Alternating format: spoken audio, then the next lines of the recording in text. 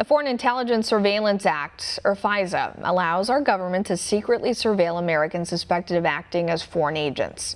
Now, Utah Senator Mike Lee says that process falls short of constitutional principles. He's filed an amicus brief to help strengthen the review process for FBI surveillance requests. One America's John Hines spoke with Lee and has this report. Can you comment on how the news regarding the Flynn case may be changing the prism through which perhaps your colleagues will look at FISA reform, which is due to come up in the next several days?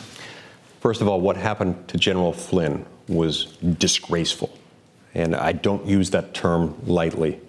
You look at the fact that Peter Strzok conducted this interview and then waited 3 weeks before filing his report. And from what we're seeing during that 3-week time period, made substantive changes to what he was reporting. And you look at the way this entire episode was handled, it really is disgraceful. Look, we've got a long history of the FBI building up bit by bit, agent by agent, over the course of not only years but decades, an impeccable reputation. A reputation that I relied on when I was a federal prosecutor. A reputation that the entire country relies on in trusting them with immense authority. And so what happened with General Flynn is upending a lot of what we thought we knew, a lot about what we once knew and believed in the FBI. I hope and expect that the FBI will be able to rehabilitate itself. It's going to take some work because this one's really bad. Does this change, you think, the chances of more drastic FISA reform to come later in the Senate, later on this week, do you suppose? Yes, we're considering this week a measure to reauthorize 3 provisions of the Foreign Intelligence Surveillance Act. There are a number of us who are introducing amendments. I've got an amendment that I'm introducing with Senator Pat Leahy, a Democrat from Vermont, that would require beefed up amicus curiae provisions. In other words, it would require in many circumstances for the FISA court to appoint a third-party reviewer, a lawyer with training in this area and with high-level security clearance, to be able to provide an opposing viewpoint or at least a different perspective than that held by the government. I think if General Flynn's case teaches us anything, it's that it's important to have another set of eyes, another mind, capable of expressing an opinion in the room where these decisions are made. And I think that amendment will pass in part because of what we've recently learned about General Flynn's case.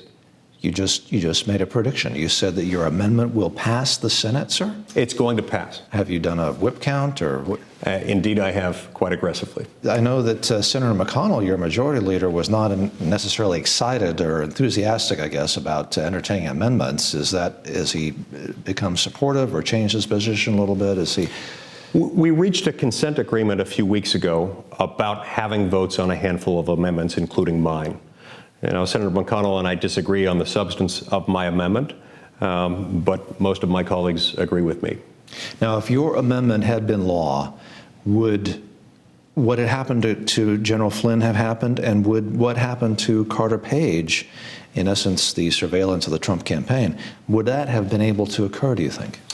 In both cases, and in any case, it's very difficult to know what would have happened had 1 or 2 other conditions been in place. So with that disclaimer, I can say there is at least a very significant possibility, if not a probability, that someone would have raised this red flag. Somebody would have said, hey, we've got a problem. In the Carter Page case, in the case of General Flynn, I think somebody would have had the opportunity to raise the concern. The concern would have been raised, and I think we might have had a different outcome as a result. And when do we think that debate on the FISA reauthorization might come up? We believe these will be debated on Wednesday and Thursday. My best guess is that my amendment will receive a vote on Wednesday. Could occur as late as Thursday.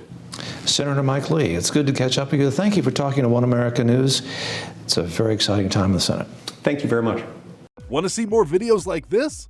Click on the link below and subscribe to One America News on YouTube, and call your cable provider and kindly demand that One America News is added to your lineup.